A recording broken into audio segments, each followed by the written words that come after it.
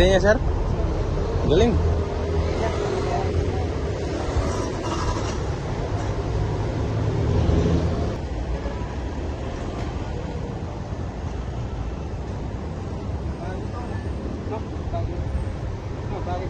Bago lang, sir.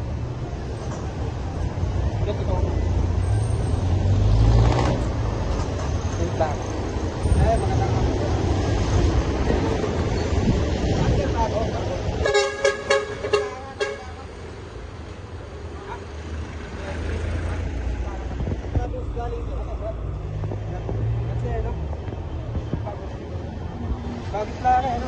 Ay, kulay ko, no?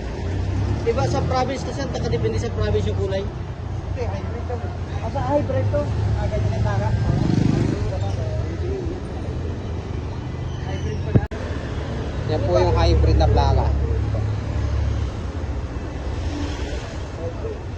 Hindi, ano? Parang ano siya, no? Parang malaking version ng dito. Ano siya, no? Parang malaking version ng dito. May napansin po ba kayo sa dalawang plaka ng sasakyan? Dumaan po. Kung hindi nyo po napansin, yung isa po kulay parang green. Yung po ang tinatawag na hybrid car. Yan. Ang tanong, yung hybrid car po ba exempted sa number coding? Yan, ginugol po natin. Yes, there is law which exempts electric vehicles, including hybrid units from number coding scheme, from a duration of 8 years from time of passage, which was 22. Ayan po, na-passage po siya noong 2022. Exempted po yun. Kung po yung sinasabi ng batas.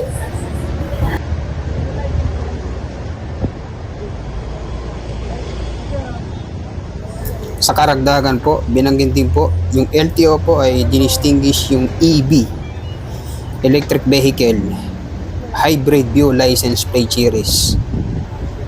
The second letter is either B, W, X, Y, or Z for electrics and hybrids. But the last letter is a choice between A to M for electric power. Yan po ang kaibahan ng hybrid license plate sa normal plate number ng sasakyan.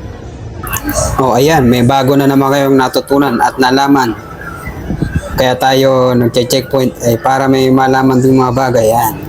Ngayon ko lang din po nalaman na hybrid plate number po yan. Ngayon ko lang po nakakita ng ganyang plate. Kaya tayo nagtanong.